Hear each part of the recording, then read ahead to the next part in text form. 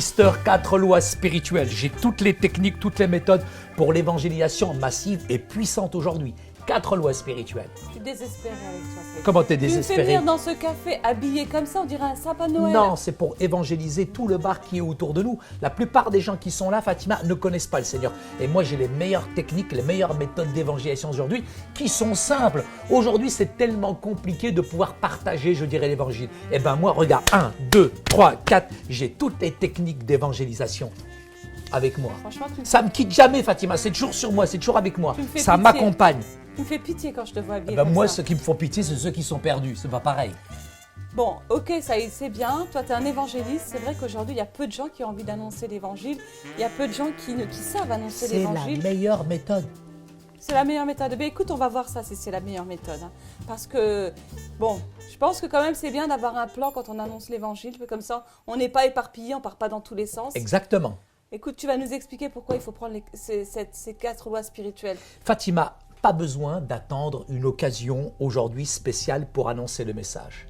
Chaque chrétien aujourd'hui a cette communication, je dirais, de l'évangile qui peut être simple. Tu peux inviter un ami, peut-être autour d'un café. Tu peux, après un film, par exemple, discuter des choses de Dieu, mais tôt ou tard, le point central, c'est qu'on arrivera, je dirais, à partager l'évangile de manière simple. Aujourd'hui, c'est une occasion, je dirais, merveilleuse de pouvoir, en tout cas, apporter l'évangile, de présenter le message d'une manière simple et concise.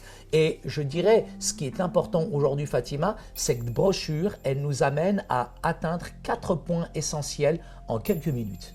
Alors, tu veux me dire que cette petite brochure-là, avec ça, on est capable d'annoncer l'évangile au complet? Bien sûr, Fatima. Ben écoute, on va commencer par ce qui est écrit au début. Il est dit qu'il existe des lois physiques qui gouvernent l'univers physique. Il existe de même des vérités spirituelles qui gouvernent nos relations avec Dieu. Car Dieu lui-même, qui nous les a révélées dans sa parole, la Bible. Tu peux m'expliquer ce que ça veut dire, ça, Saïd? Je ne comprends pas. Fatima, il faut savoir que la première loi, elle est la suivante. Dieu nous aime et il a un plan merveilleux pour notre vie. Et c'est vrai que chaque personne peut-être vous dira, mais comment pouvez-vous dire cela? C'est une question, en tout cas, qui est simple, mais qui est authentique, qu'on retrouve dans les Écritures. La Bible nous donne un verset, dans Jean 3,16. Dieu a tellement aimé le monde qu'il a donné son Fils unique, afin que quiconque croit ne périsse point, mais qu'il ait la vie en abondance. Et Jean, l'évangile de Jean, chapitre 10, au verset 10. Dieu a un plan merveilleux pour nos vies. Qu'est-ce qu'il dit? Je suis venu pour que les brebis aient la vie, mais qu'elle l'ait aussi en abondance. Une fois que notre auditeur connaît la première loi, finalement, on peut lui poser cette question. On peut lui demander pourquoi tant de gens ne connaissent pas cette vie en abondance. La Bible dit dans Romains 3, 23, « Tous ont péché et sont privés de la gloire de Dieu ». La Bible, elle dit clairement que l'homme a été créé pour vivre en communion avec Dieu, mais par un libre choix, il a décidé de mettre Dieu de côté, il a décidé d'être rebelle à l'égard de Dieu et de suivre sa propre volonté. Et ça, c'est ce que la Bible appelle un comportement de rébellion. Parce que finalement, l'homme a décidé de suivre sa propre voie, il suit son propre péché. L'homme peut facilement, en tout cas, s'éloigner, c'est vrai, de Dieu à cause du péché. Mais ce qui est intéressant, c'est qu'aujourd'hui, on voit bien les imperfections de l'homme. Et l'homme ne pourra jamais atteindre Dieu. Il y a comme un gouffre, il y a comme un fossé qui le sépare. Il y a beaucoup de religions qui aujourd'hui, et même de philosophies, qui essayent, je dirais, de se réconcilier avec Dieu. Mais il est essentiel, il est important, je dirais, de réaliser qu'à travers, je dirais, cet enseignement-là, l'homme ne pourra jamais atteindre Dieu. Il ne peut pas se connecter à Dieu par ses propres moyens, parce que de toute manière, il est voué au péché, il est séparé de Dieu à cause du péché. Mais Jésus nous a réconciliés avec Dieu, et celui qui peut véritablement nous reconnecter avec le ciel, c'est la puissance de la croix. Tu sais, la troisième loi spirituelle, elle donne beaucoup d'espoir finalement. Elle dit que Jésus-Christ est la réponse de Dieu au péché de l'homme. Et c'est vrai que c'est uniquement quand on expérimente son amour qu'on peut connaître le plan qu'il a établi pour notre vie. Si on lit Romains 5,8, il est écrit ceci.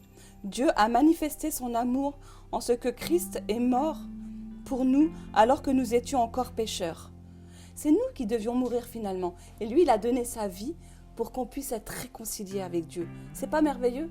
C'est merveilleux, Fatima, et c'est parce que justement le Christ est mort pour nos péchés, qu'il est ressuscité, qu'on peut véritablement maintenant se tenir devant Dieu. Ça, c'est un terme qui est très important. Nous avons été justifiés. Et ça, c'est une réalité spirituelle qui est glorieuse, qui nous donne une assurance face à la vie qui est en face de nous. On peut avoir la tête haute. C'est parce que, je dirais, le Christ a payé le prix. C'est parce que nous avons été aussi justifiés, nous sommes libres du péché. Et puis, on peut aussi dire comment Dieu finalement nous a rencontrés à travers la puissance de la croix. Et ça, par cette croix, c'est uniquement par la croix que nous sommes en communion avec Dieu et que nous avons cette vie finalement en abondance.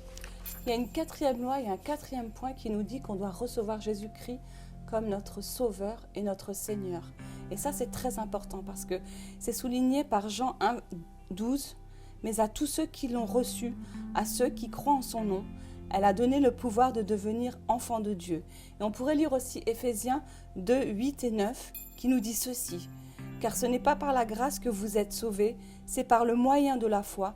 Et cela ne vient pas de vous, c'est le don de Dieu. Ce n'est point par les œuvres, afin que personne ne se glorifie. » Et c'est au travers de ça qu'on reçoit une nouvelle naissance. Et il y a un verset dans la Bible qui dit que les choses anciennes sont passées, toutes choses sont devenues nouvelles.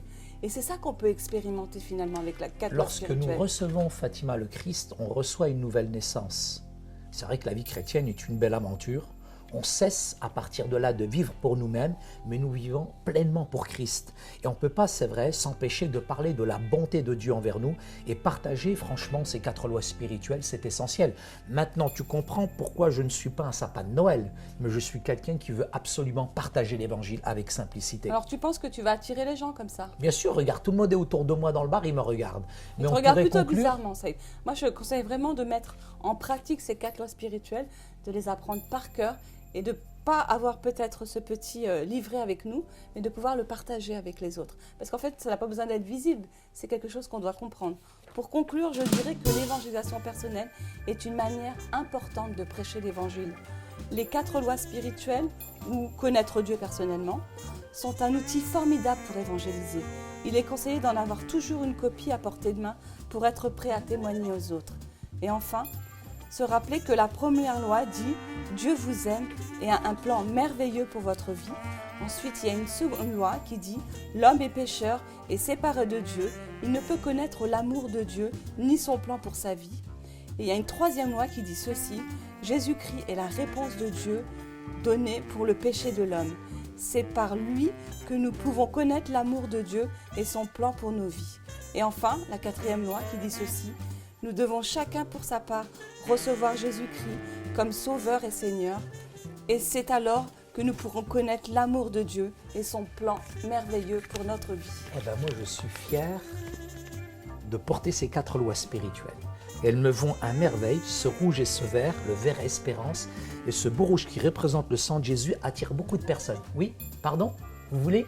Oui, je vais vous expliquer juste après. Je termine avec mon épouse. Oui, pardon, vous voulez connaître Dieu personnellement ? Il n'y a pas de souci. Dans 2 minutes. T'as vu, Fatima, comment les gens sont attirés ? C'est impressionnant quand même. Ah ben oui, je vois ça. Même. Je suis impressionnée moi aussi. Merci. Clown, c'est toi le clown. D'ailleurs, je vais en mettre une parce que quand même... Allez, hop, elle est belle. C'est magnifique.